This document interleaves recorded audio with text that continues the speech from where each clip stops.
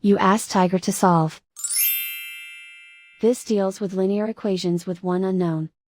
The final result is x equals 36. Let's solve it step by step. Simplify the expression. Find the greatest common factor of the numerator and denominator. Factor out and cancel the greatest common factor.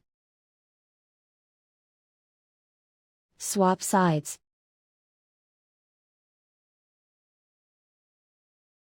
Isolate the x. Multiply both sides by 60. Group like terms. Multiply the coefficients. Simplify the fraction. Multiply the fractions. Simplify the arithmetic.